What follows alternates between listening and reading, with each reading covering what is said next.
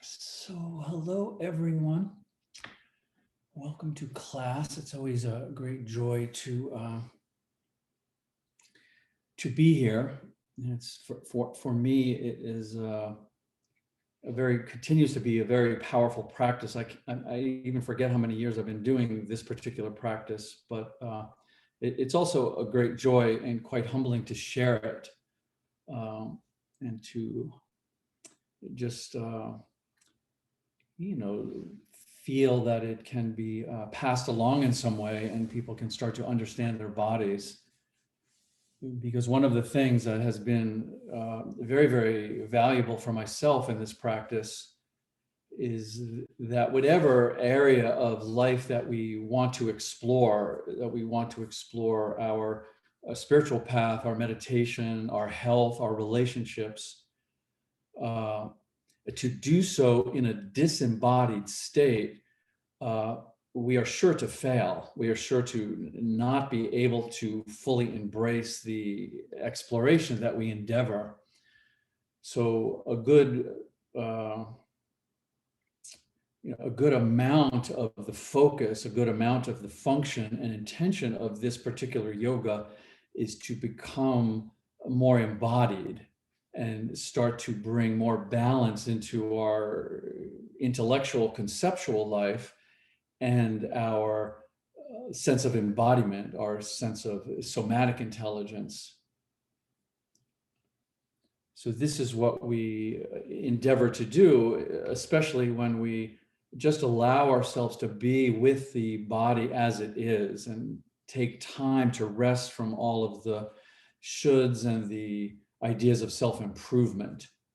And then also to see, maybe a bit subtler, is that if we have concepts or belief systems that conflict with what our direct experience is telling us, that we don't have to necessarily adjust anything, but just expand our experience of reality. So this is one of the deeper aspects of yoga, is that because we're not trying to improve, we're not trying to fix, we're not even going after anything. There's no seeking in a yoga practice. There's simply being. So in that being, if there is a conflict between something we know or think we know or believe or think we believe, some conceptual framework that becomes inconsistent with our direct experience, we just expand. We expand till that natural balance comes back to us. And this, I think, is always happening. This is a natural pendulation of life, is that we're easing into unknown areas, allowing our self, let's just say our self, to expand, and then that balance comes naturally back in. And it can be, if we allow it to be, quite effortless. So we're not having to fight with the mind, we're not having to fight with the body, but we're always inviting the body and mind to rest in a very natural balance. Yeah, good. So let's just sit for a moment, or if you're lying down, we'll just come into a few moments of stillness and open our contemplation.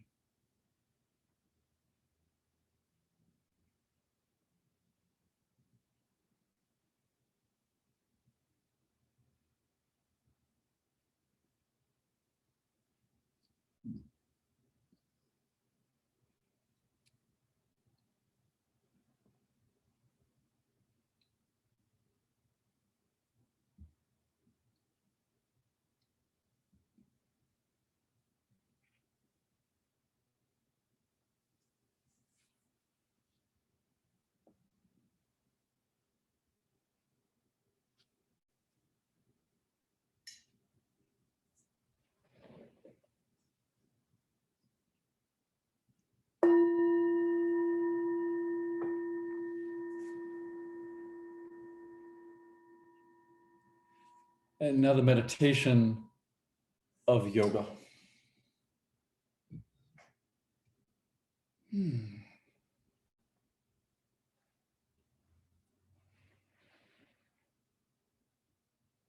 Oh, I know what I was going to say. One more thing.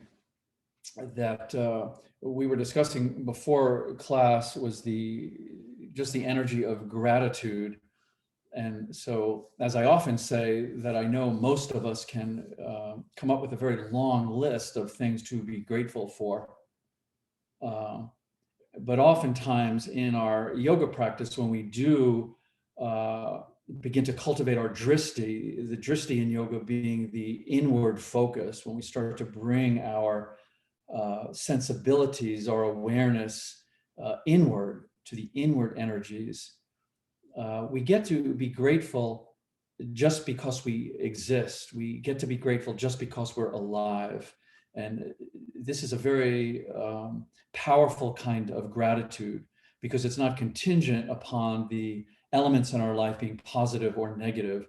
And it's just this very deep, essential gratitude that we exist, that we breathe, and that we have this capacity to continue to experience whatever is unfolding.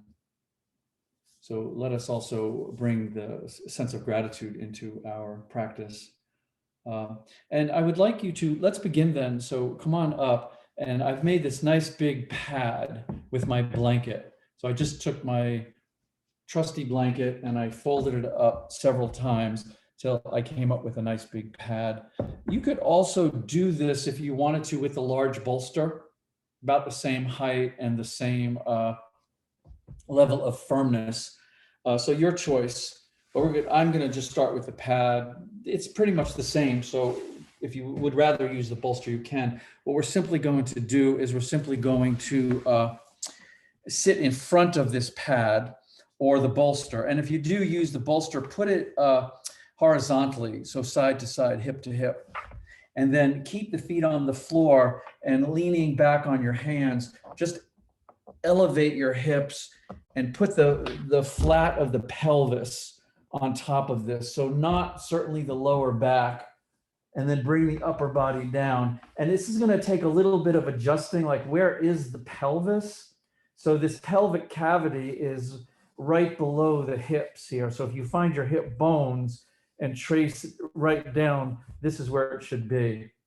So you may want to even bring it down a little more, get it right in that sacral pelvic area. So there's really, for me, and there should be very little compression into the lumbar. If you're feeling the lumbar pull a little bit, bring the bolster or bring the padded blanket down. And then if you're feeling like you could receive a little bit more compression from this, you could add another blanket or a pillow to it. So this is meant to apply some very definite compression to this, what I'm calling this pelvic bowl or pelvic cavity. So, oh yeah, so that's nice. So I added a second blanket and I like it better. Of course, I've already done this, so my pelvis is nice and open. Oh yeah, so yes, so upper body is down. Try not to put too much under your head, only if you need a little bit of softening, but we don't want to alter too much the curve of the cervical spine. The legs will just relax out for now. We'll move the legs after a while, but just settle this compression so you're receiving and feeling just, quite a few things, I would imagine, because this is such a complex area, interesting and complex area, this pelvic cavity.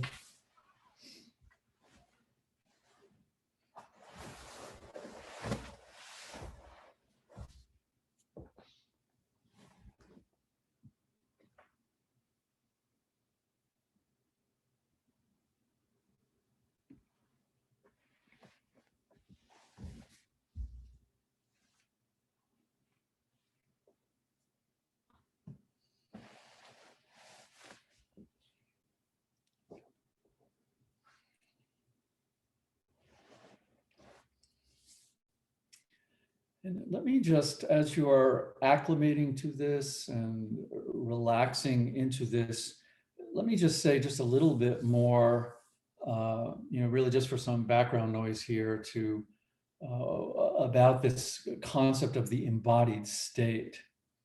So from the perspective of the body and the mind, the left brain and the right brain, the yin and the yang, the masculine and the feminine, what we tend to recognize as the linear, logical part of us, this left hemisphere, is that as amazing and powerful and important as it is, it's limited in that it's really just holding information and recycling information. This is where we go to access stuff we know, basically.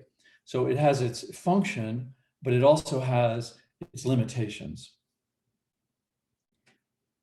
So coming into the body, coming into the soma, what we're able to at least appreciate and start to explore is that there is a level of complexity and a level of intelligence from the connectivity of the cells and the connectivity of the organs, the communication of the whole system at just this visceral cellular level, that there is no limitation. So the mind is just sort of monitoring. The body has this expressive, creative, unlimited, deeper intelligence, if you will. So becoming embodied simply means allowing this logical, intellectual, logistical part of us to just rest. It's there if we need it, and to bring that drishti, bring that inward focus into the fabric of the body. So we're not listening in a linear way. We're not listening for information. We're starting to feel that the body has this incredible capacity for change and for transformation.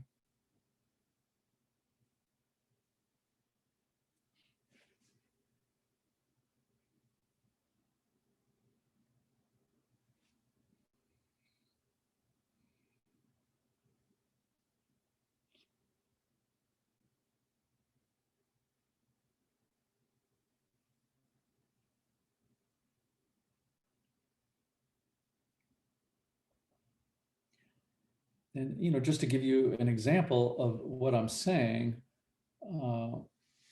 if I asked you to, with your mind, go into your pelvis and tell me what's happening, you simply could not do it.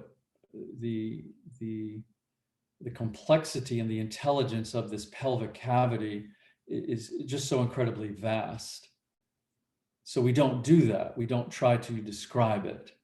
We don't try to conceptualize it. We allow our senses to permeate into this area, and we simply feel it. And then that felt sense, whether it's physical or also being aware of the emotional tone of the pelvis, which is profound.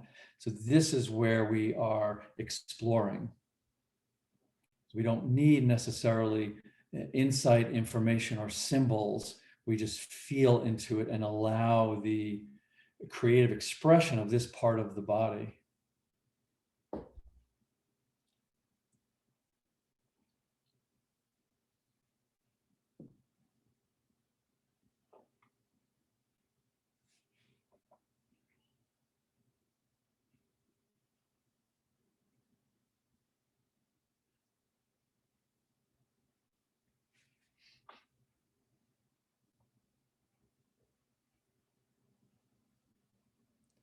So at this level, then, what I'm saying is nothing is really gained by interpretation, but only by the intimacy of your experience.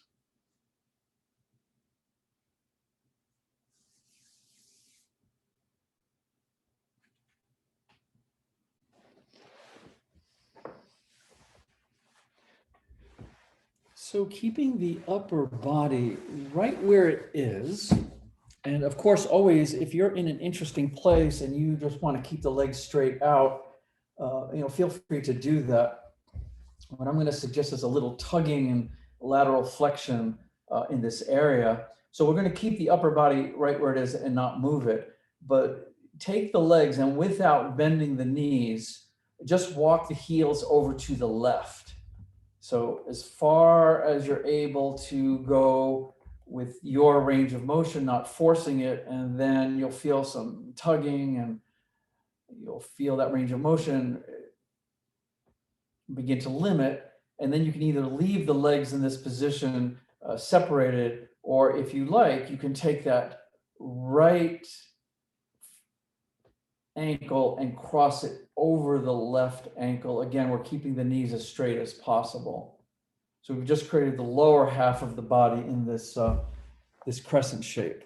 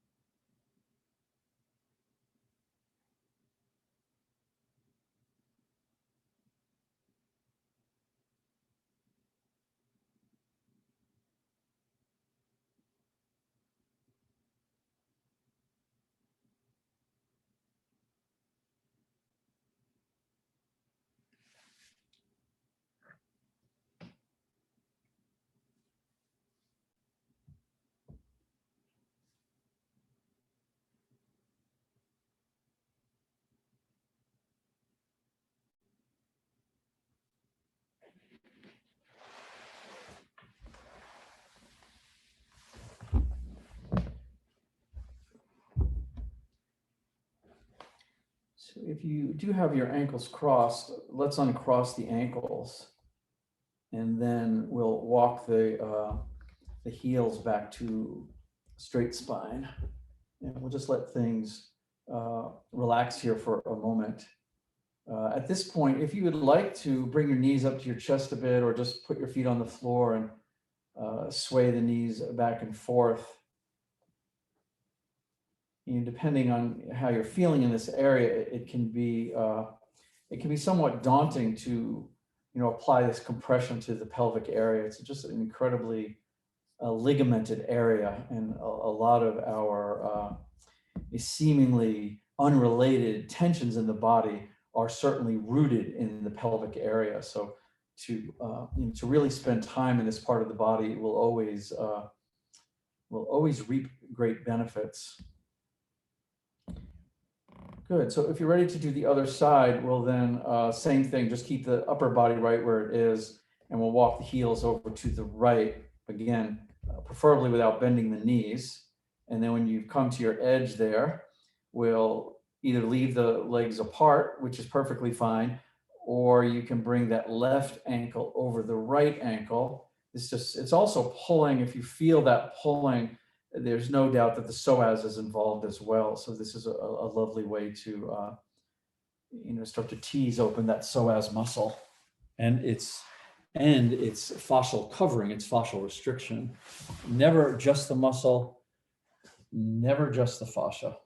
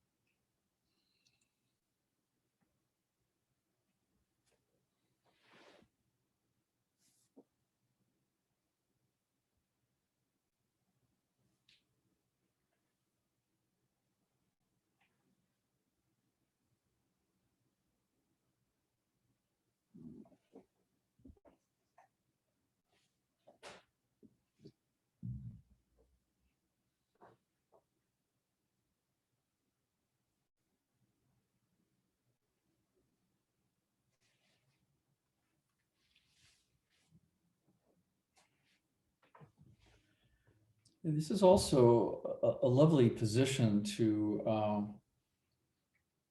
to check in with your relationship to feeling grounded. So even though I'm assuming that we're all in a structure and we're not actually lying on the earth is supporting the structure, and we have energetic connection to the earth. So very, very, very, very important for us to, when we're doing a bodily practice, when we're doing a somatic meditation, to feel that we are part of and connected to the earth. We feel grounded by the earth. We feel supported by the earth. And that the earth is always part of our meditation. This is where we come from. This is where we live.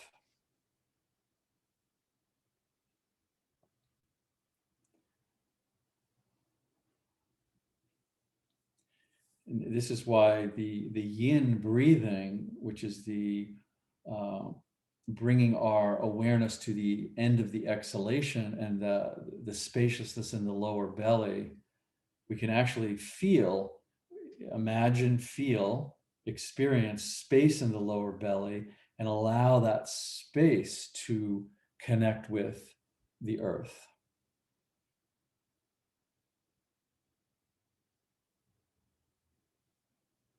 And then from there, we can then feel into this pelvic cavity, this pelvic bowl.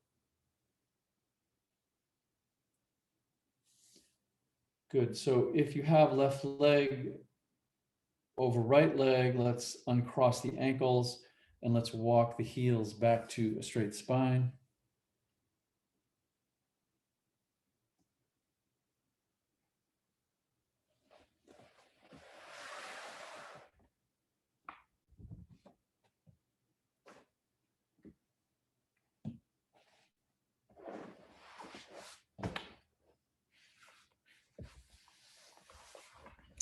And again, if you'd like to put your feet on the floor and sway the knees, hug them to your chest, take your time here. We're not in a rush.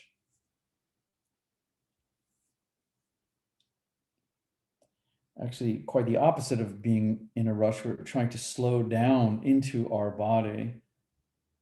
So often the mind keeps us at a certain pace, which is typically not synchronized with the natural pace of the body. And this is often the case even when we're trying to relax. If we're going for a walk, often the mind will be processing and projecting and recalling and not moving with the pace and the relaxation and the presence of the body. So to have the slowing down of the body, slowing down the energy of the mind, this can bring a very organic equilibrium to our beingness, and it's a lovely thing to do. So coming off of this, I'm just going to turn around. If you're on that, still on that bolster or padded up blanket, and you have your feet on the floor, you can just roll off of it onto your belly. And I don't know if you will not be facing me or not, but if you want to turn around and face me, it really doesn't matter because you can just listen. But if you want to face me and see what's going on here, what I did is I rolled onto my belly and I came up onto the forearms. Yeah.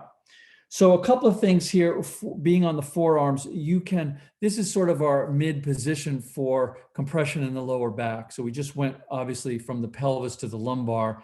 Open the legs a little bit wider than the hips. So the elbows are under the shoulders. But if this is a little bit compressive, a little too compressive for the lower back, you can put a pillow or a bolster under the chest and then just bring the upper body down. Then you don't need to be on the elbows and you've just sort of relaxed into it. And we won't go to the deeper part because we're going to do something with that. So what I'm going to suggest here is we'll have some movement in a while, but if we could just come into stillness here.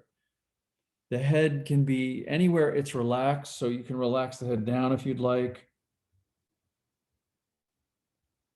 So just this angling into this lumbar area, it's really, really good to do. A lot of this work in the lumbar, the backward bends, are reestablishing the curve of the lower spine. And it starts to straighten after a while from sitting too much, and it brings such a stiffness to the lower back. So if you have stiffness in your lower back, this is really nice to do. It's a nice way to relax, just gentle compression.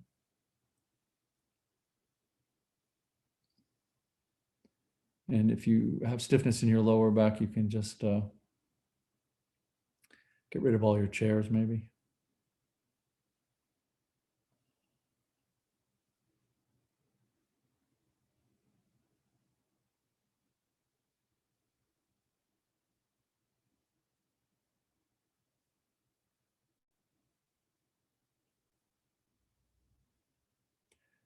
Let's take a few breaths, and I'm going to recommend to keep the mouth closed, breathe through the nostrils, and just breathe down the spine on the inhale. So let the breath spiral down the spine into the lumbar area and feel the external rotation of all of those bones. And on the exhalation, feel the internal rotation. You may or may not feel this. It's very subtle. I'm just giving you imagery here. But the inhalation, there's going to be an expansion, an external rotation. The exhalation, there's going to be a releasing, and they come back to their internal rotation. And this is the subtlety that we want to continue to encourage in this particular approach to the body, is subtlety, breath, movement, movement, breath, and just letting the awareness just permeate the area so it can experience it as it is. Good. So what I would like to add to this, and you can just do this at your own pace, is what I would like to do is to put the palms on the floor and take an inhale and just straighten the elbows. So I think they call this seal pose.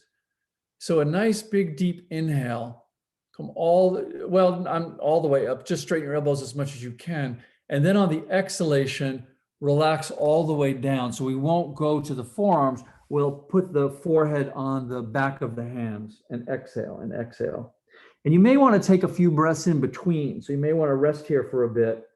And then again, palms on the floor, inhale. And the same thing here, you may want to take a few breaths after you've come to the fullness of your inhale. Just release the breath, inhale again. Oh yeah, and then again, exhale and relax. And really, really exhale, forehead on the back of the hands. You may want to sway the hips a little bit. So take a little time and do this at your own pace and just kind of feel it. And certainly, again, we're using some muscular energy, so we're edging out of the yin into a little yang yoga, but not really, because we're doing this in a passive, gentle way with great sensitivity and subtlety. So just to kind of feel that little extra push and the inhale breath, and then relaxing back down. And again, if you have any kind of restriction, stiffness, achiness, whatever you want to call it, just really feel it. Don't disassociate from the discomfort. Don't judge it. Just have great respect for it. Appreciate that it's there, and that it's there to guide you and to bring your attention towards whatever it is that is causing this. The cure for the pain is in the pain.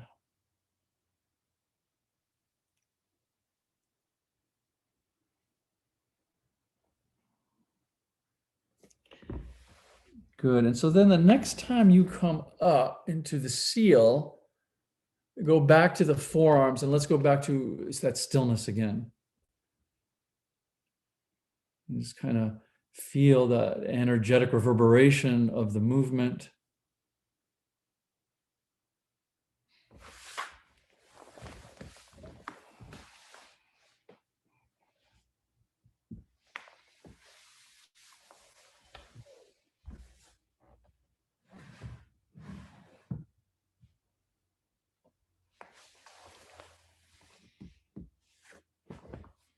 Good. So come on down and let's take a bit of a rest. And you can relax on your belly if you'd like, or if you'd like to roll over and relax on your back. We'll just take a bit of a rest here before we move on.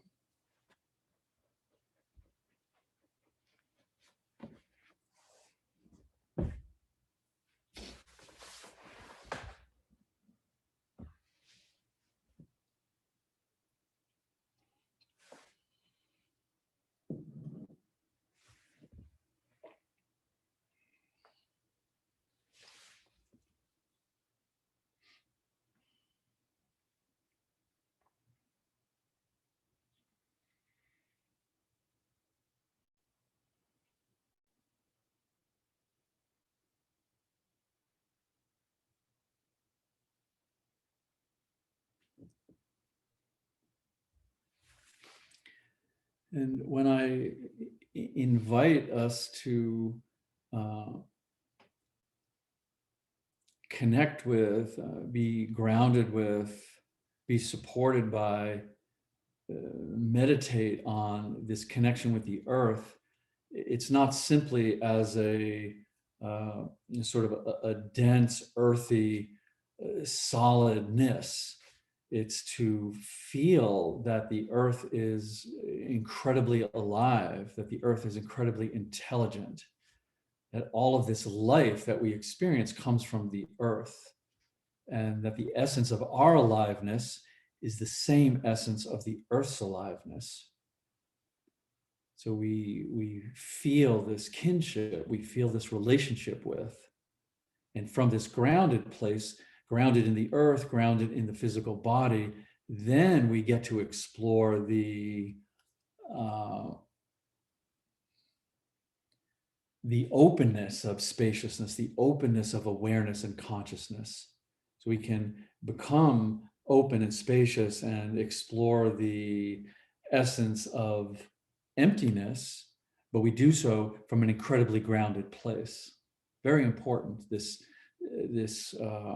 exploration of the soma, that we're grounded, and we also have the capacity to be unlimited in our spacious, open, brilliant awareness.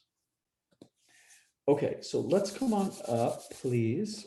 And we're going to try to bend the knees back. And you can use as much support as you need. If you're able to just bend the knees back and sit between the heels, just depending on how the knees are, be very careful. They're tricky joints. So if you're not used to this, or your knees are limited and you don't have access to sitting between the heels, you can sit on your bolster.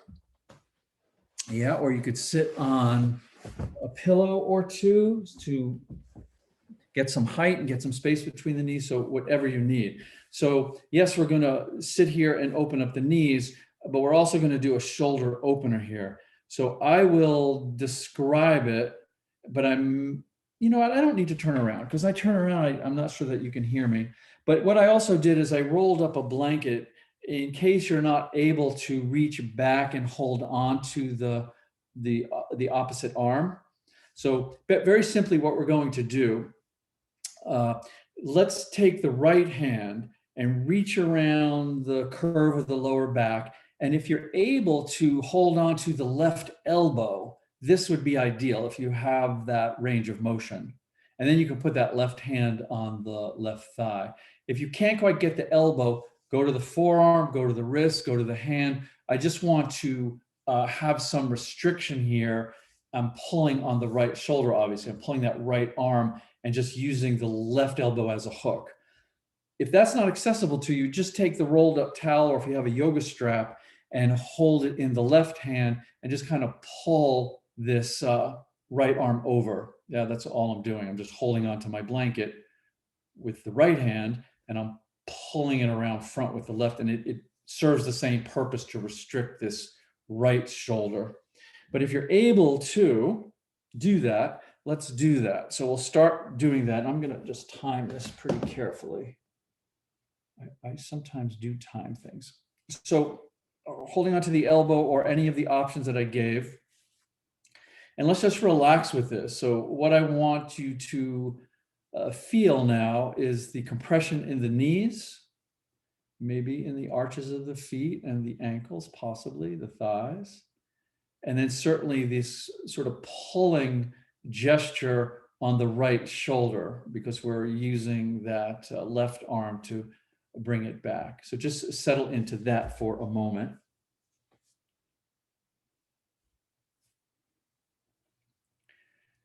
And then making sure that the bottom of your chin is parallel to the floor. We don't want to drop the chin down here. Just start to bring the left ear towards the left shoulder. And the thinking here is not so much to drop the ear to the shoulder, but to kind of, in a way, just energetically feel like we're pulling that right ear up towards the sky. And then let's try to relax here in a few moments of stillness.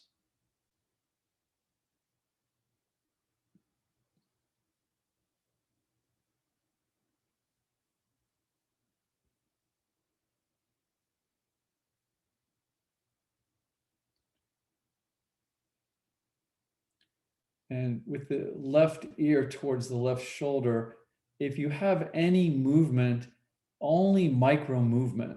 So no twirling of the head or lolling of the head, but just any sort of very small micro movement to kind of feel into these threads of tension that may be plaguing your neck.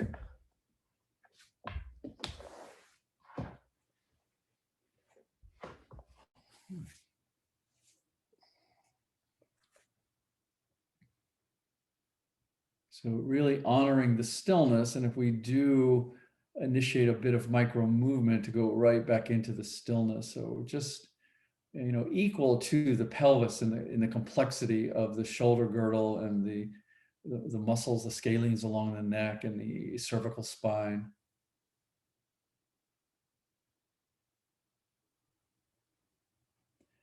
Good. So if you're still holding in any way that left arm with the right, let's release it and just take a moment to maybe swirl it around and work out that right shoulder. And before we do the other side, let's interlock both fingers behind the back. And again, if you're not able to do that, just hold both ends of your blanket or towel, something back there. So interlock the fingers and then just try to straighten the elbows and bring both arms up. Yeah, so again, now we're opening both shoulders and the chest and the clavicles. And now let's feel free to move the head in any direction of range of motion that feels good. So now we're feeling the movement and the tension in the shoulders all blending together.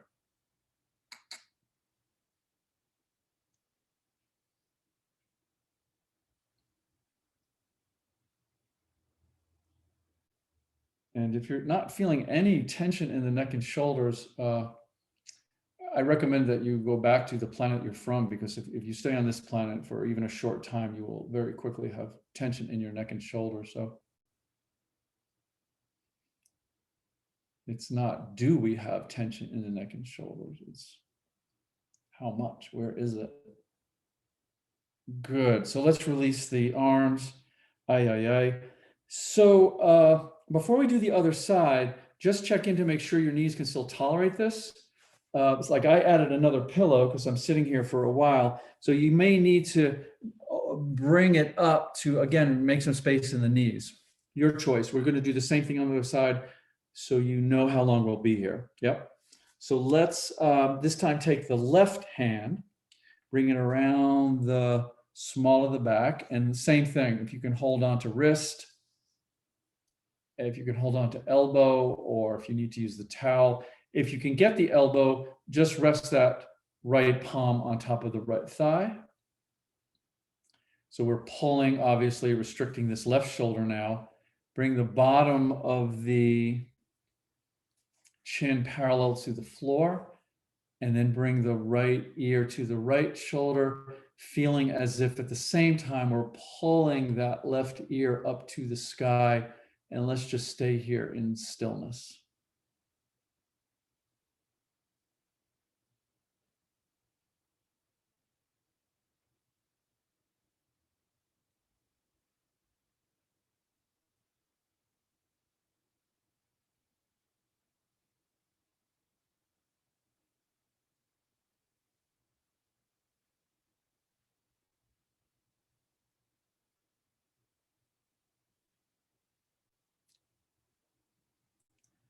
And notice even very subtly, are you pushing the discomfort away in any way? Are you judging it?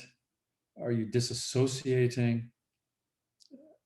See if you can draw yourself closer to it. See if you can get right into the center of whatever the sensation is. The beauty of doing this is you will soon see you cannot actually locate it. That what might feel static and uncomfortable and this you're certain it's this one point of pain has movement below the surface. So again, if you'd like to have that little bit of subtle micro movement, nothing dramatic, just a little something, something.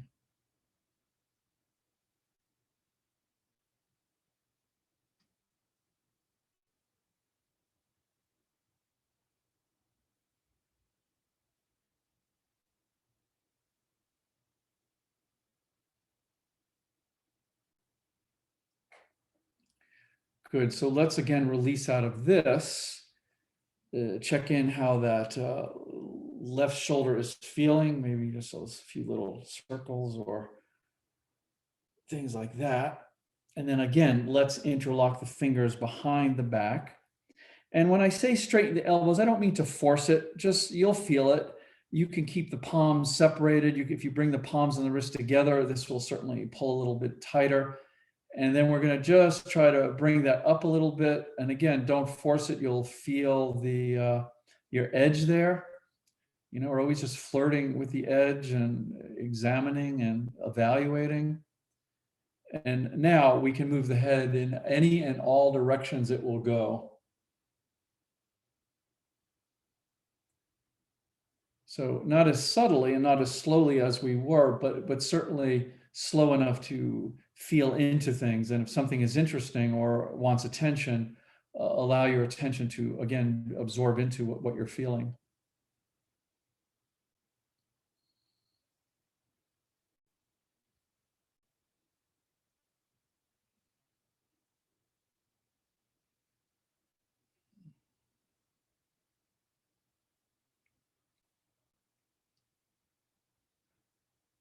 Good. So let's relax the arms. Yes. Let's maybe bring the arms up over the head and interlock the fingers and just press the palms to the ceiling and just let the upper body go back and forth. Maybe bring the arms behind the head if you're able to a little bit, and just feel, feel the shoulders. This very ligamented nerves, muscles, bones, joints. And then let's relax the arms and let's open the knees as well. And let's lie down and take a rest.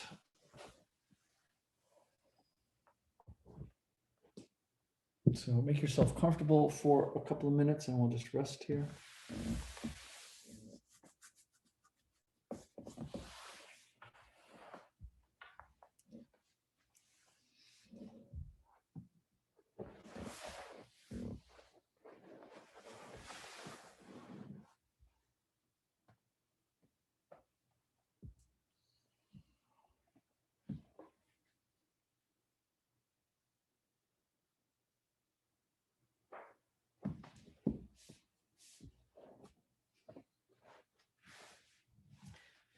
So when I use the Sanskrit dristi, first of all, I just like to say it, but it has a bit of a deeper connotation in yoga.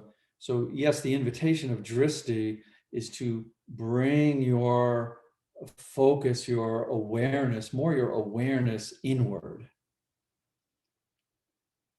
And the connotation is then to start to open to experience your whole body.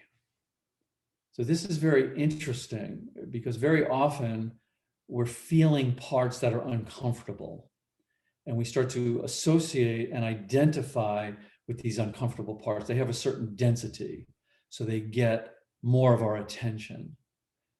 The drishti is the deepening of the inner awareness, but also the relaxation of the inner awareness so the energy can reverberate and pervade the whole body. And sometimes we have to encourage it with visualization to actually feel the presence of the feet and the ankles, to feel the physical presence of your skull, to feel your nasal passages, to feel your organs. So allow the focus to drift inward, cultivate your drishti, and see if you can feel the wholeness of your body.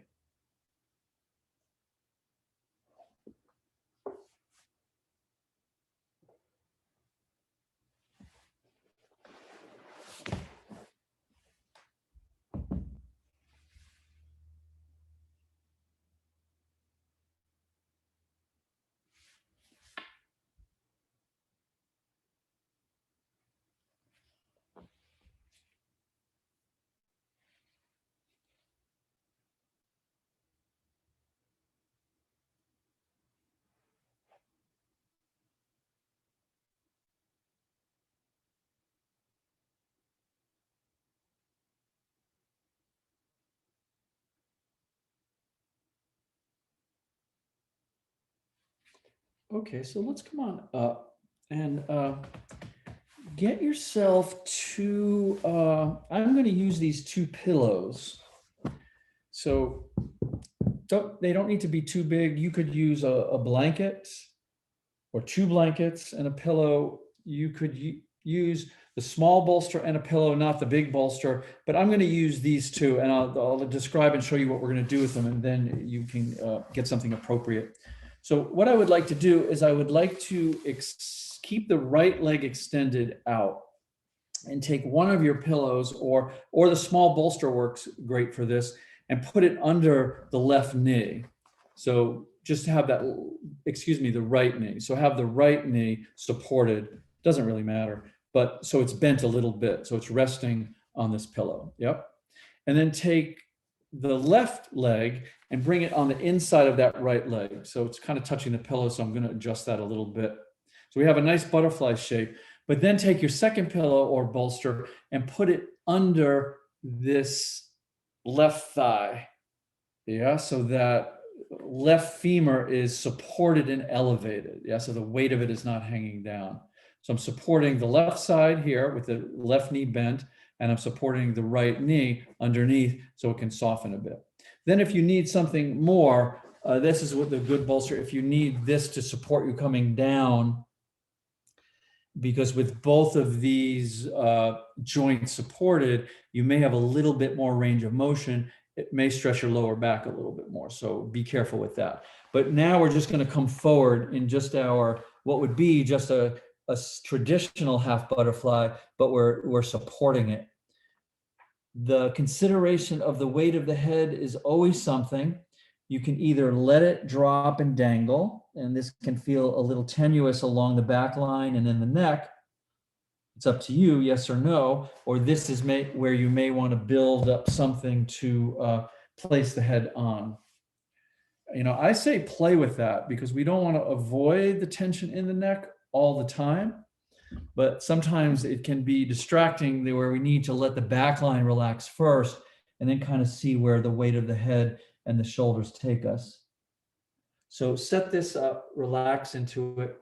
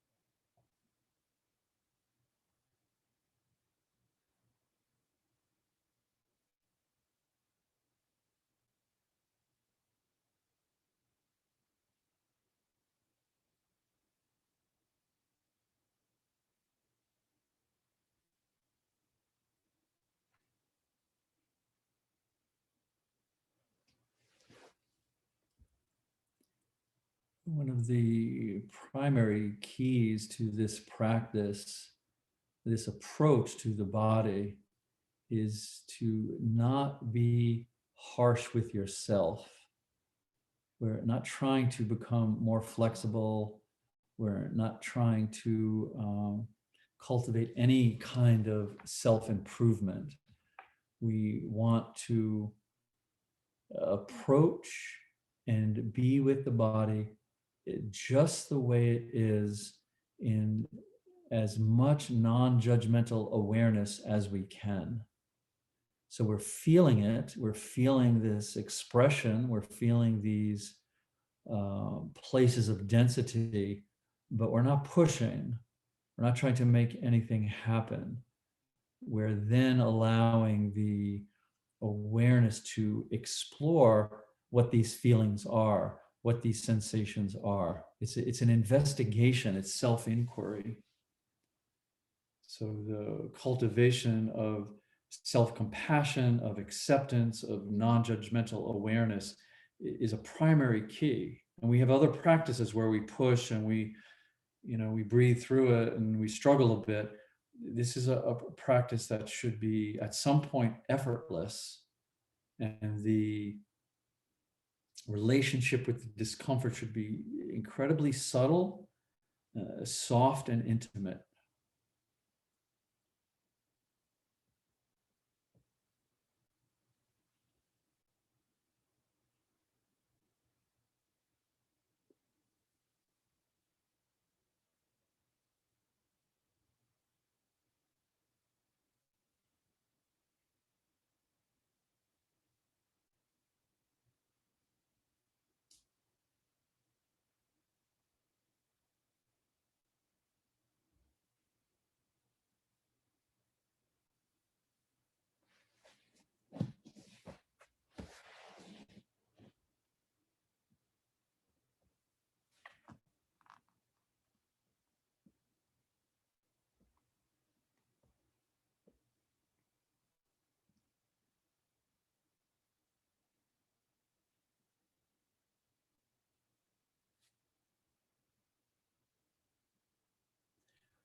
Good. So let's gently roll up from here.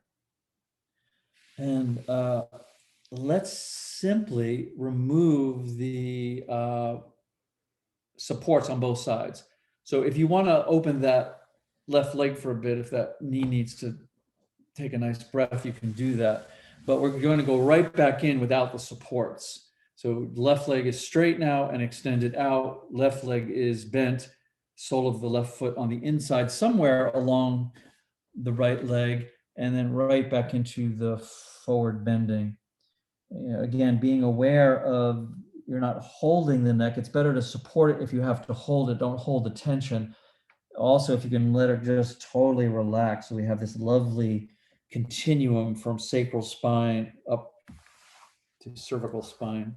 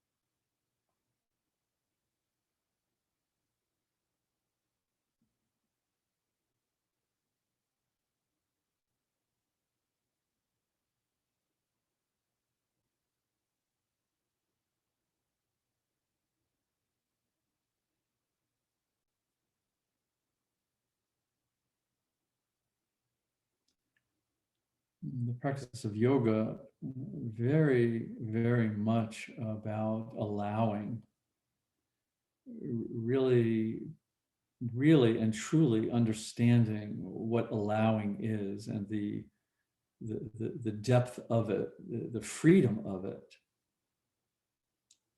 So from the point of view of yoga, from the wisdom of yoga, mastery is just simply a delusion.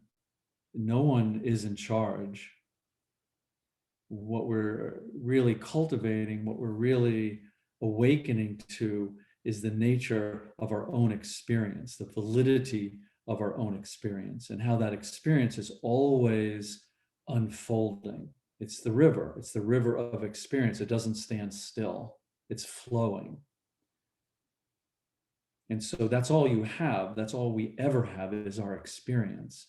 And so to allow that without having to interrupt it or disrupt it with ideas of mastery or judgment, this is the beauty of yoga. This is the freedom of yoga. This is the awakening of yoga. And so allowing your sensations to be present, allowing your awareness to saturate those sensations, allowing those sensations to change, observing and witnessing and allowing that river of experience just to flow, and to see, ultimately, to awaken to, there's nothing else that we have. We can't find anything else except our direct experience.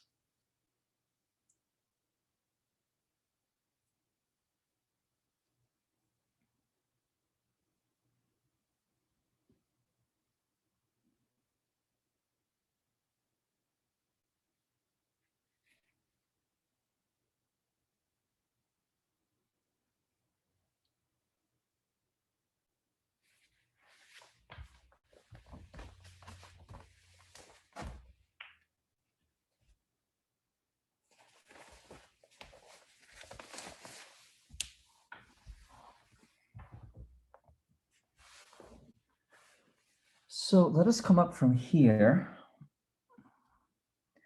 and let's take a rest. So straighten out that left leg, relax back, and let's rest.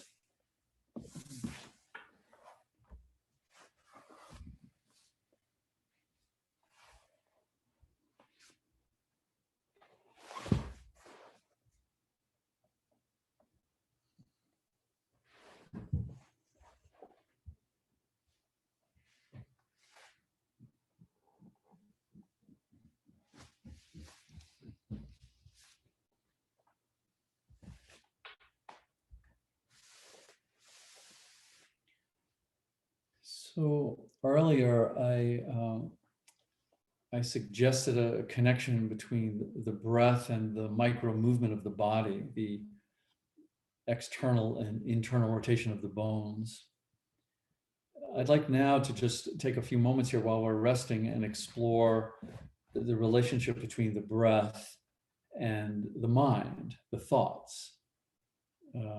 Because this is our primary exploration. The heart of yoga is to see that our breath is connected to all things. The breath is woven into everything that we do. So close your mouth and just very gently start to breathe through your nostrils. And I would like you to just keep the focus right at the nostrils and feel the breath entering and feel the breath leaving. So right at the nostrils, you don't have to go any further than that.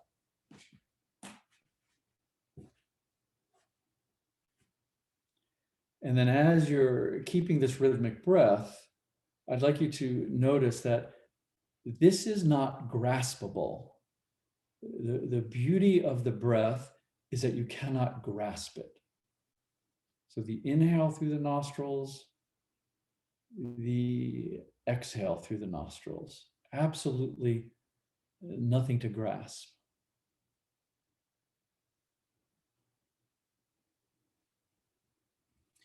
This sounds very simple to maintain. Most of us will then experience a thought will come along. And the instinct, if you will, the habit is that the mind wants to grasp that thought. Cannot grasp the breath, wants to grasp the thought.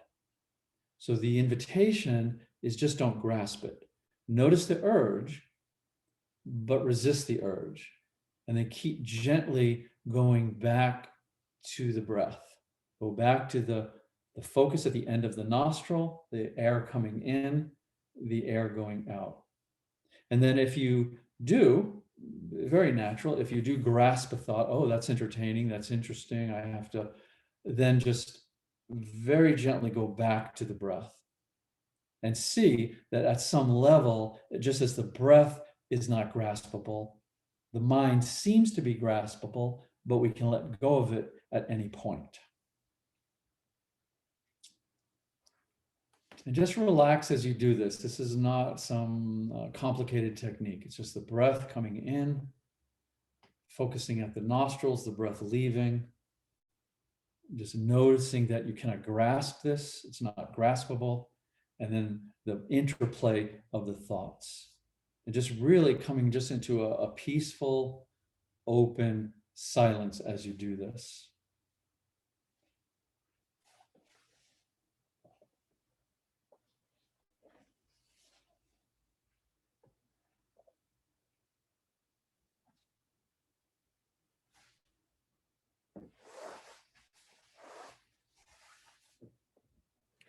And we just want to appreciate this level of self-inquiry, the subtlety of it, because typically when we are in our life and busy, the mind just goes unhindered.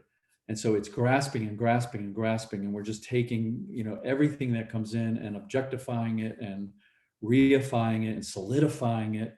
And we start to believe that the thoughts are real and they have control over us and there's good and bad. So this is a relaxation of the mind energy. This is a letting the flow of the thoughts enter, present themselves, and sometimes they have something to show us, tell us, entertain us, and then they just drift back. Okay, so let's come on up then, please, and let's do the other side of that. So I'm suggesting the same thing. Maybe I'll just use this little bolster. I did the pillow before. So we're going to extend the left leg out, and I'm putting something using the small bolster under the left leg here. It's extended out. And then I'm going to take the right leg and put it on the inside there, and then put my pillow or something under. I'm just putting it, I'm kind of actually putting it under the right buttocks here a bit, but it could go, you could put it under the thigh, just however much you want to raise the angle of that femur to relax it. Yeah, so we have the back of the left leg relaxed, we have the right hip relaxed, and now we're going to come into this forward bend that we're used to doing without all of this accoutrement. So just relax forward, soften, support, enter in.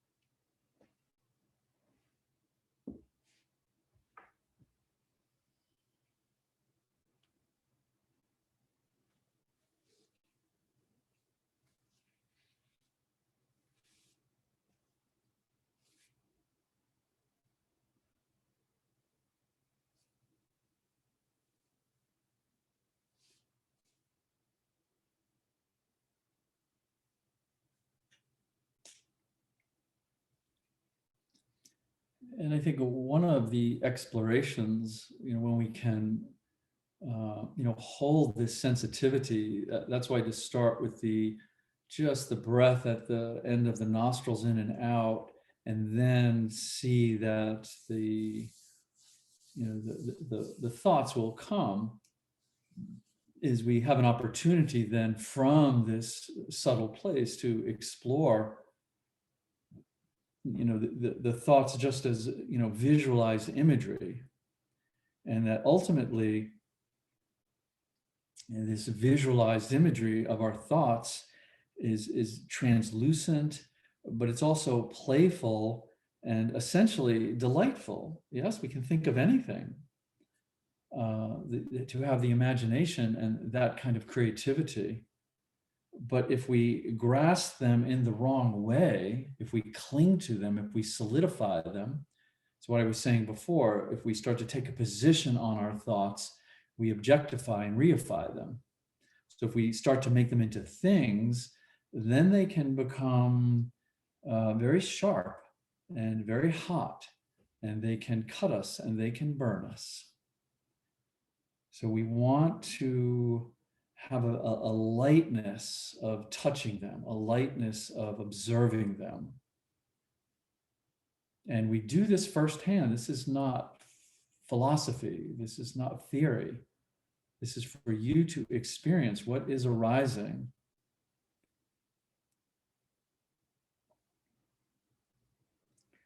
And what is truly graspable, what is ungraspable. The breath, the thoughts, the feelings, the sensations in the body.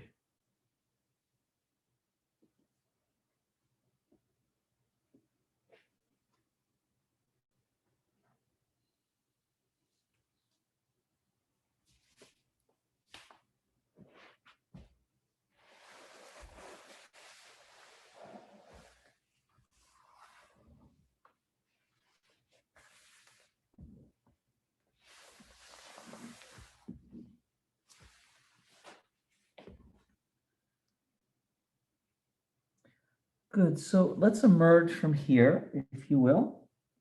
And I've already removed my prop. So again, you can take the prop out from the bent knee and the prop out from the hip.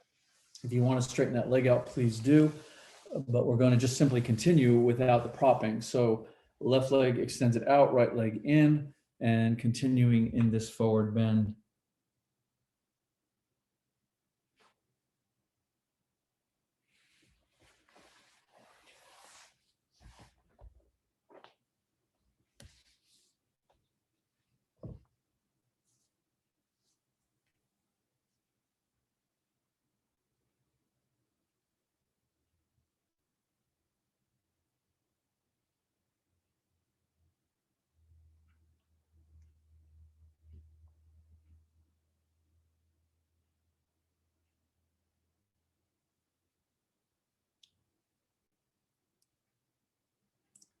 Having a lightness of touch.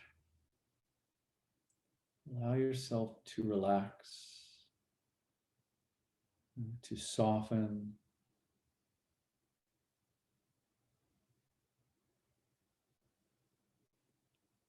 to appreciate your presence. Whatever it is, you are present with it. Whatever it is, not only will it change, it is changing.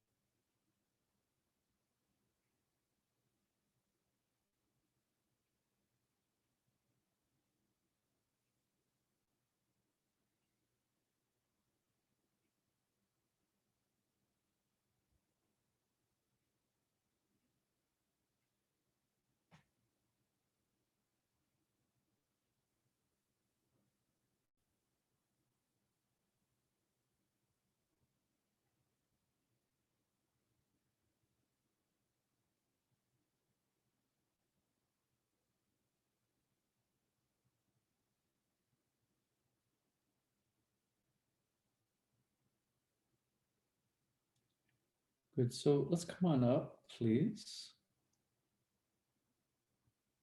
And straighten out that leg and let us take a rest.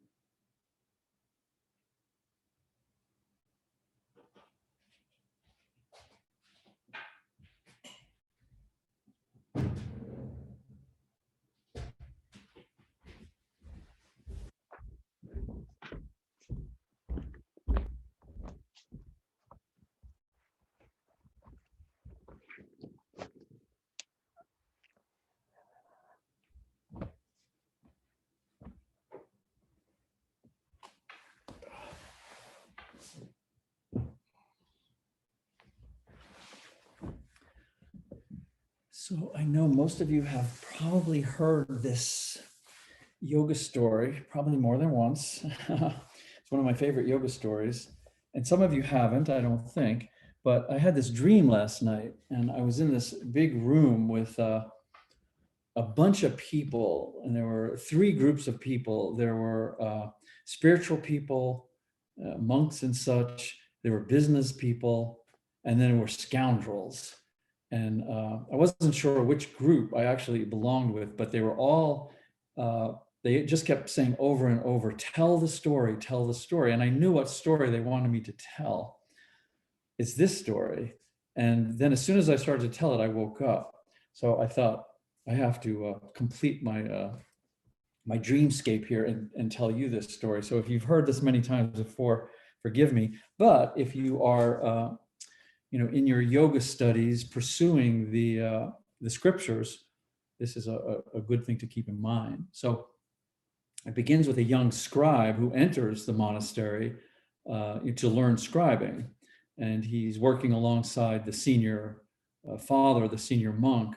And one day he asks the senior, he says, well, Father, how do we know that the scriptures are true? And the older monk says, well, of course, my son, they're true. They've been around for thousands of years. And then a couple of days later, the senior monk comes back to him and says, my son, that was a good question. I'm going to retreat to my chambers and meditate on this. So a few days go by and the younger monk doesn't see the elder. So he goes to his cell and he sees the elder monk over these scriptures, just tears coming down his eyes. And he says, Father, what's wrong? And the old monk looks up and he says, it was celebrate, not celibate.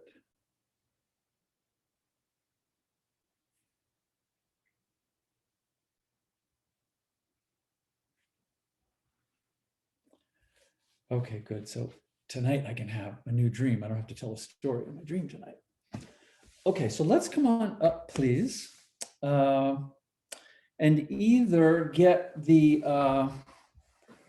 that pad that you used for your pelvis, if you don't have the large bolster. If you have the large bolster, this would be preferred. So if not, we'll use that pad that you used earlier. Yeah, you might want a little something for your head with this. We're going to come into a supported fish pose to get into the mid spine. So we went going now from the pelvis up to the mid spine. So the best way to do this with the big bolster, we're going to do this vertically. We're going to sit on one end of it. And then how you place the mid back depends on the length of the torso. But what I'm going to suggest, since we'll be here for a while, is sit on the end of it, keep your feet on the floor, come back. So I have this like right between my shoulder blades, which means, come up here a little bit more, which means when I bring the back of my head on the floor, my shoulders are not yet touching. Maybe you can't see, yeah, my shoulders are not yet touching. So I would suggest start here, because what I'm going to do is recommend or give you the option to kind of scunch down over time and bring it further down. So then your shoulders will be on the floor. So it's a nice kind of progression because we're going to be here for that amount of time. So set it up that way where you have that mid part in between the shoulder blades. The head, the back of the head is on the floor, but the shoulders are not. Yep, good. And then you can relax the legs out. If indeed you do not have the large bolster, then take that pad and approach it the same way. Obviously, we're not going to sit on it. You'll be sitting on the floor, but place it in the upper mid back. So you can be right at or a little below the scapula, and then bring the upper body back and over. So there'll be no adjusting. I mean, you can adjust it a little bit, but there's really no place to go because we don't have the length. So I would suggest just place it where you can stay for some time. Yeah, and then if you need to just move in sort of micro movements up or down, you could do that. Sometimes it's good just to kind of move the energy when we do these long holds. So set this up appropriately, and let's settle in for it.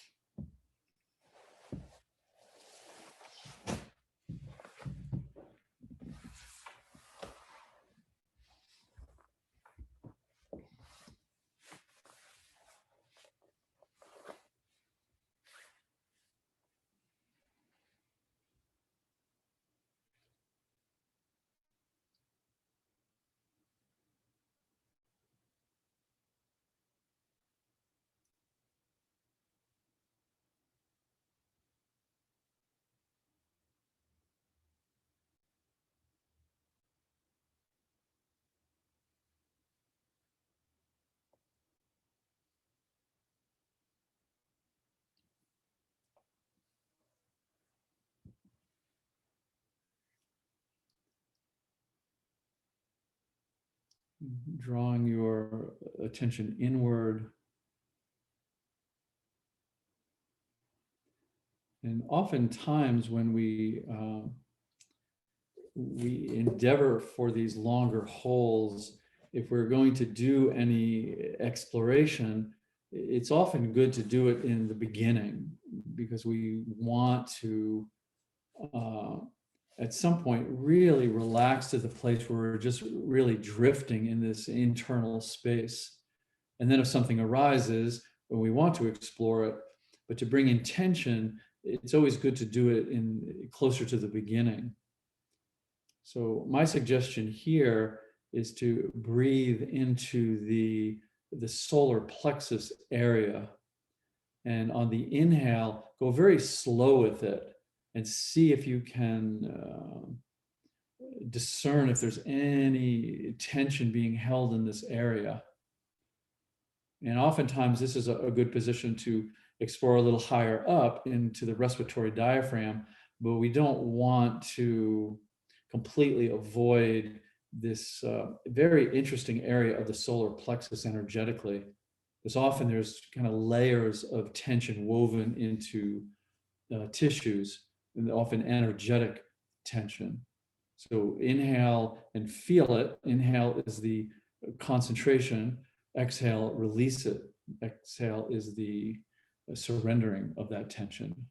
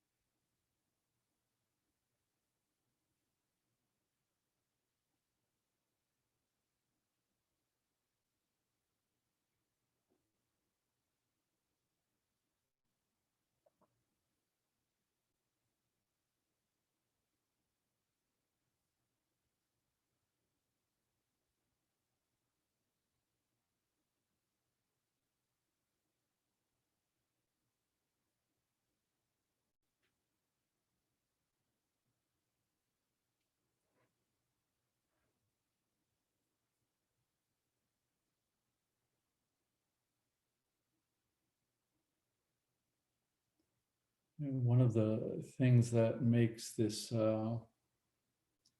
yoga so beautifully interesting is that we get to experience the sheer multi-dimensionality of ourselves, in that we can explore ourselves as this open, beautiful, pristine awareness. And this is essential to who we are. We are aware. I am aware. But at the same time, we can prioritize our body and our relationship to it. We're not trying to deny or transcend even the body. These are not two, awareness and body are not two separate things. So to prioritize the body and explore your relationship to it, this is yoga.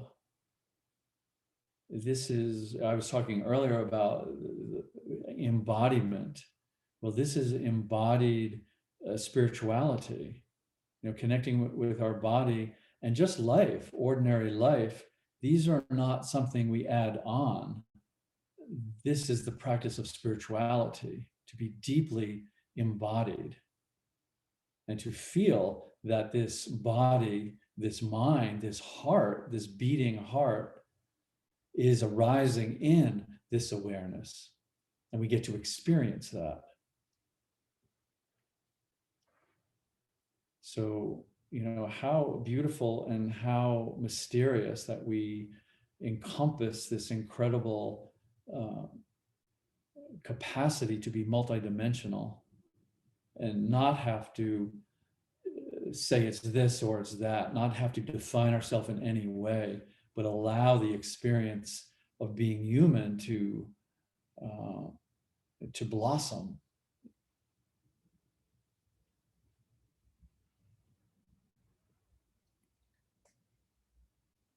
So if you are on the long bolster from pelvis to your head, this might be a good time to make a little shift. Optional, of course, but if you would like to put the feet on the floor and just work your body up a bit so the shoulders either come closer to the floor or rest on the floor. So this will bring that edge of the bolster a little lower, more mid-spine. So don't get into the lumbar area. Obviously, you'd have to go way down, but just kind of make a little bit of a shift. If you're going to do it, this would be a good time to do it.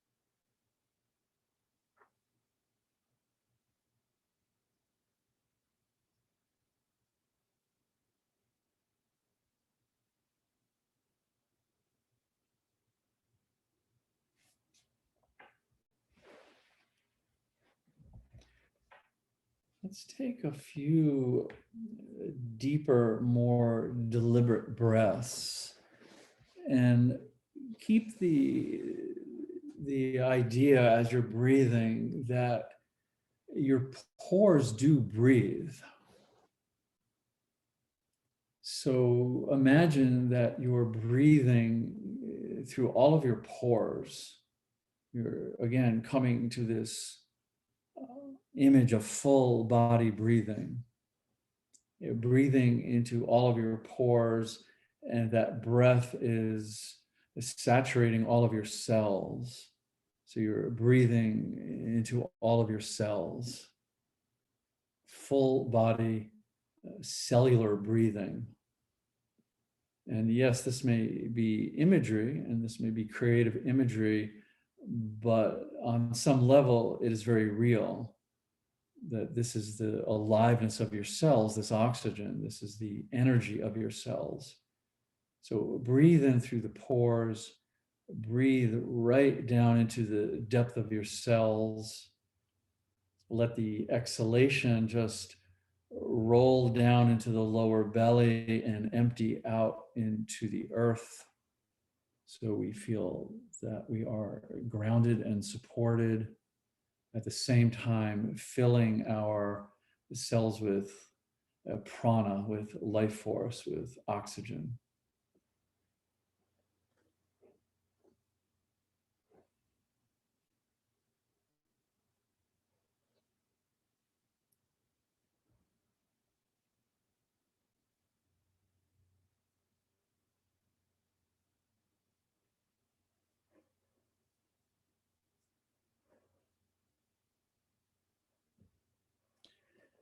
And then let us begin to release out of this. So, lots of ways to do this.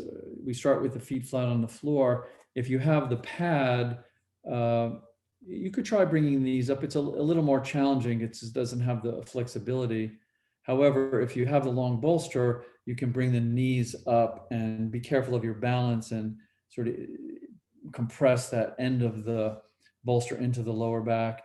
Or you can just move the shoulders side to side just to feel safe and allow the energy of the muscle to release. And then let's come out of this, take your time, and we'll take another rest.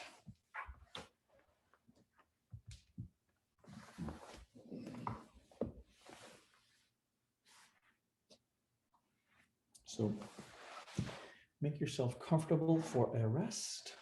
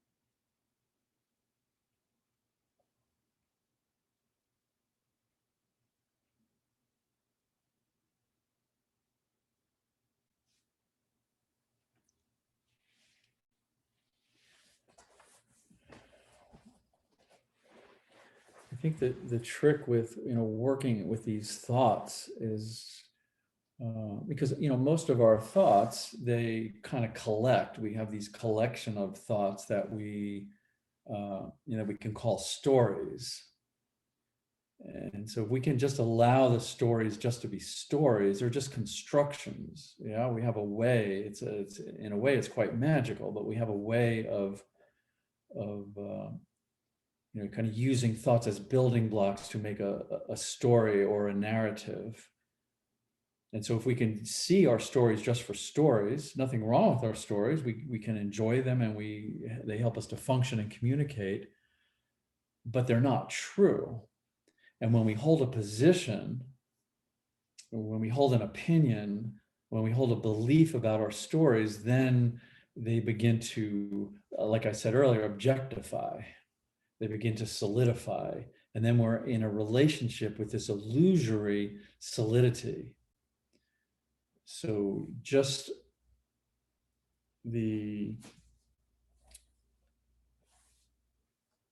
practice of observing that, of observing that the thought, wherever it is, it just arises. It comes from somewhere and it goes to somewhere. Comes from nowhere, goes to nowhere.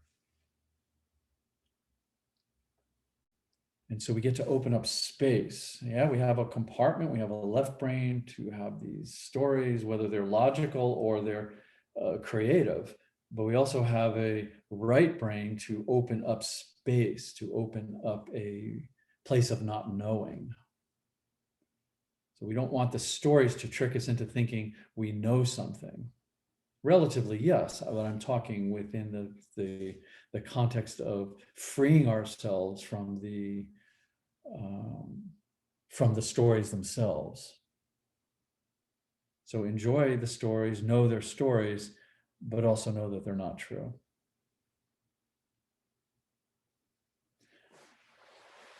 Okay, so let's come on up and I'd like to start, and we won't stay in this first part too long.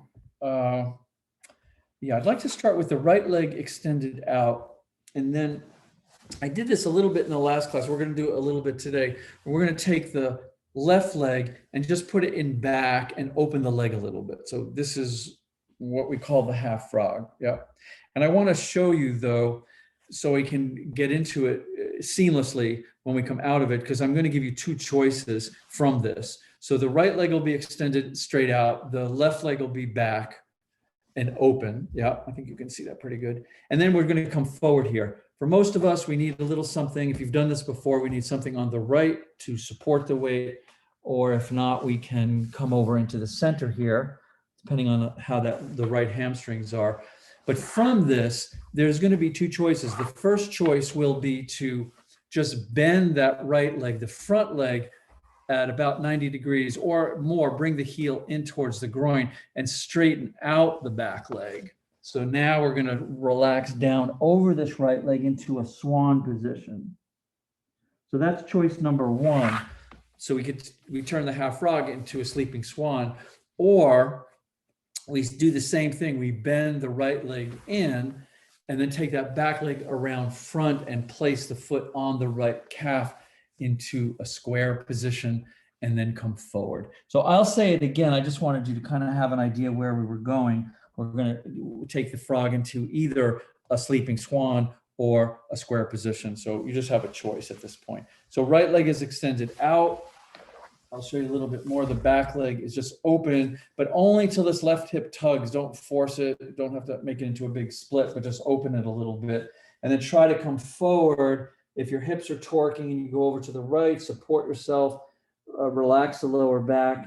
And if you're really awkward and you do not like this position, you're in good company. It changes over time, but it's lovely, lovely hip opener. And it's a lovely way to get deeper into the right leg hamstring here that usually a forward fold doesn't address.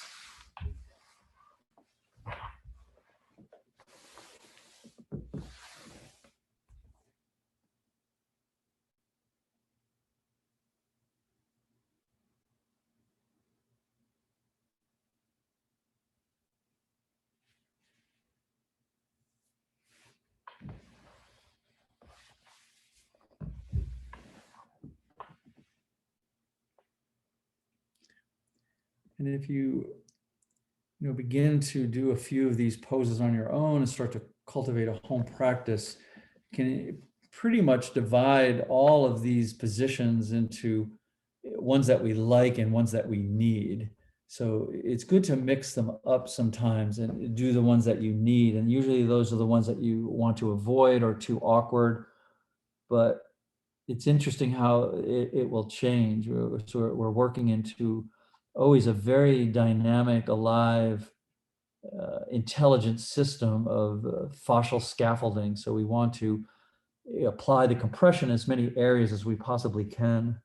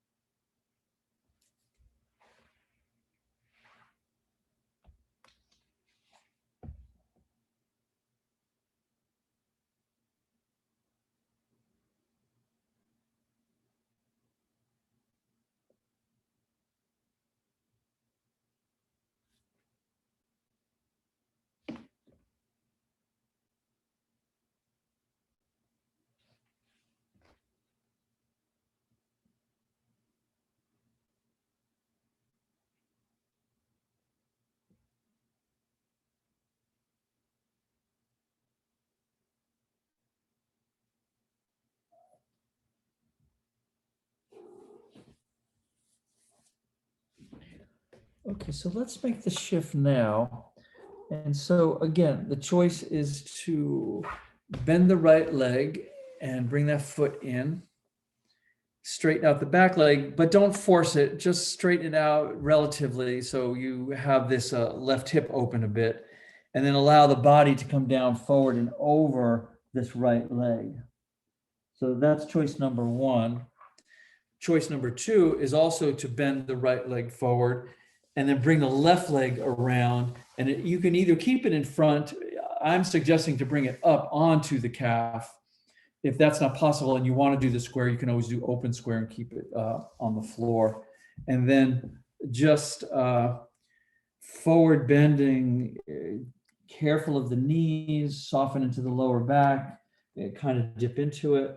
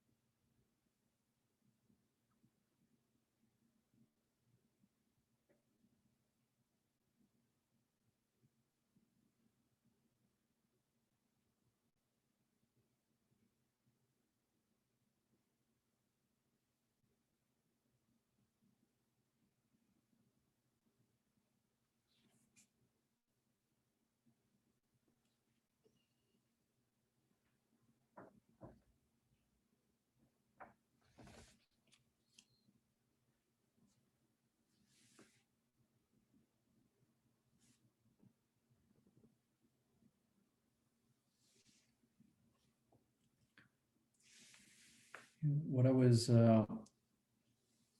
sharing earlier about this idea of embodied spirituality, that feeling and connecting with our bodies in just everyday life, this is spiritual practice.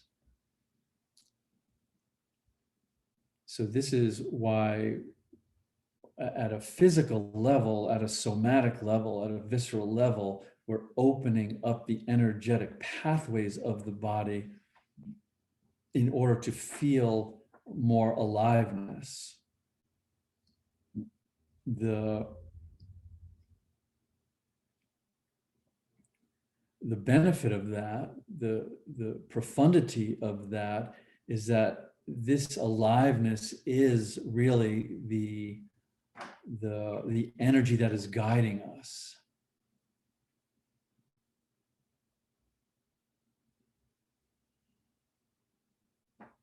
So as we mature into this trust, as we mature into this this embodiment, we start to see that it is life itself, that there's no aspect of life, earth, sun, wind, there's no aspect of life that is not part of us. We are part of it. The connectivity is the ground of being. The separation is the illusion. So to embody oneself, to feel this life force, this prana, this life energy, this becomes the teacher. So we want to listen for this. We want to connect with this. We want to feel this. It's a felt sense. So then our theories and our information and our beliefs, they're fine. They're part of the story and they're fine to have, but it's not the essence of what is now guiding us. What's guiding us is life itself, because we come to realize the awakening is that we're not separate from this in any way. We are this. But if the joints are tight and the density is blocking this, it's a little more challenging to feel it. So we want the flow of the body to be free and open and spacious. And then we see that what we thought was a separation from life, from the intelligence of life, from the guidance of life, it was just merely illusion.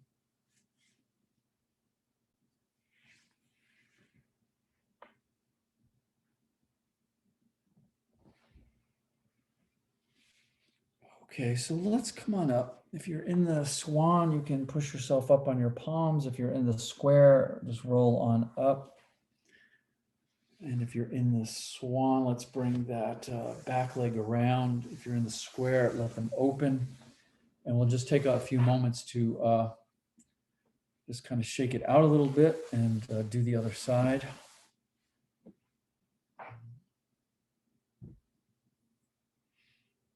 Yeah, let's just go into the other side. So the same thing, we're just going to extend the left leg forward. And just the reason I turn a bit on this is it's the back leg's a little trickier, because sometimes we get confused and we think we're bringing it in like the half saddle, like we did on Friday, but we're not. We're opening it out. So I'm pushing it back.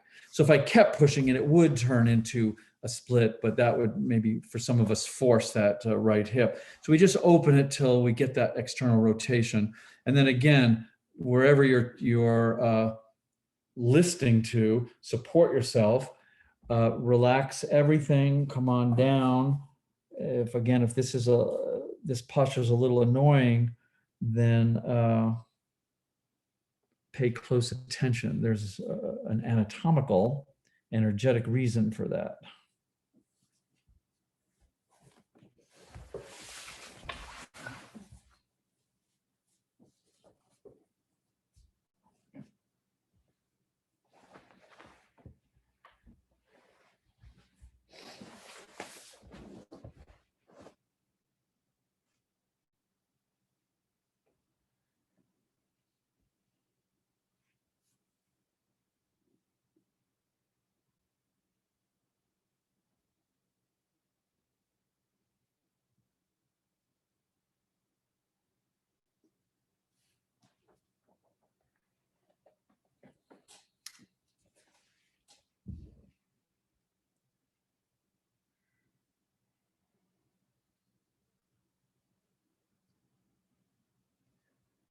I prioritize my body and my relationship to it.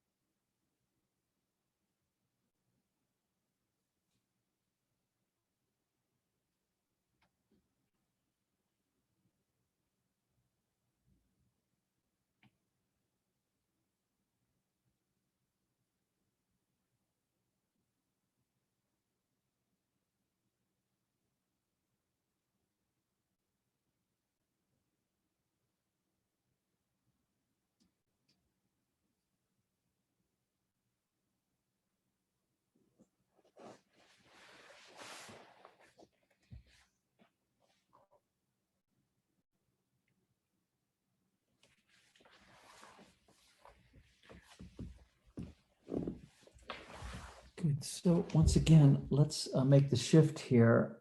So we're going to come on up from here.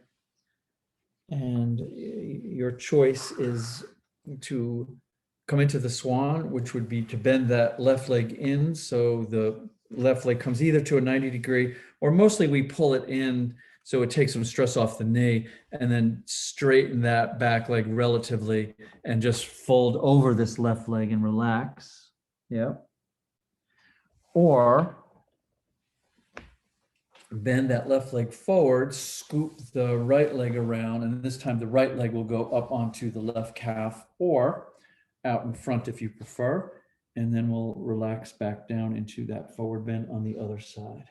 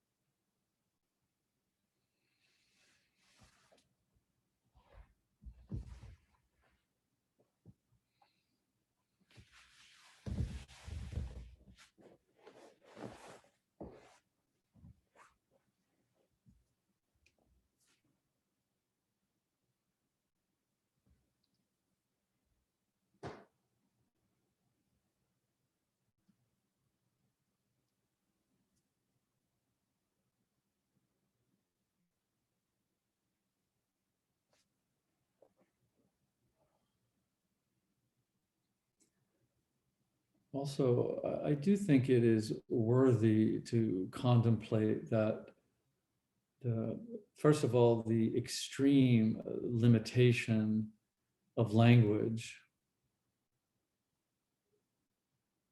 So when I use language like aliveness, energy, awareness, vibration, meditation, relaxation, self, this is all just different language for the same thing. Awareness. So we can make it very, very simple, which is a beautiful contemplation in and of itself, to sink into quiet simplicity, to know that there's only two things that are going on, and one of them doesn't exist. There is awareness and there is appearance. We are aware, and everything appears and disappears in that awareness. So it can sometimes be very beautiful to bring our contemplation to a place of, again, this quiet simplicity, and not let the language distract or distort.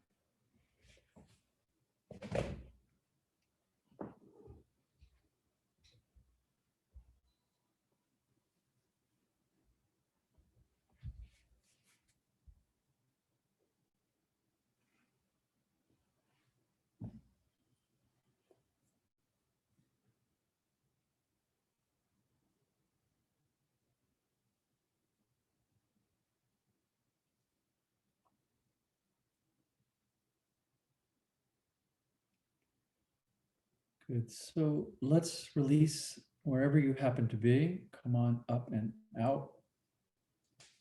And You can move into your final Shavasana relaxation. Or if you'd like to sit up, we will take a few moments to sit quietly and close our practice.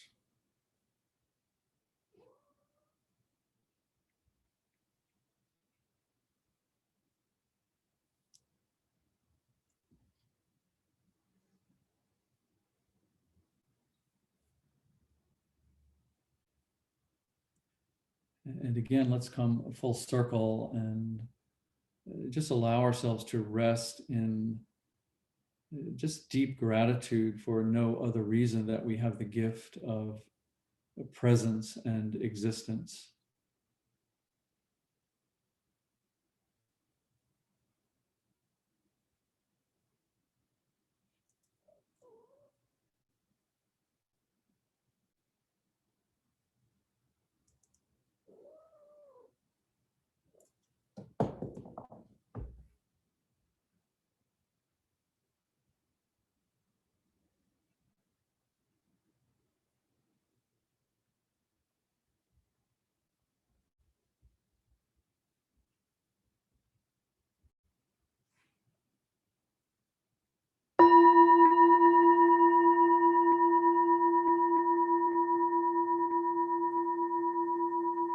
Namaste.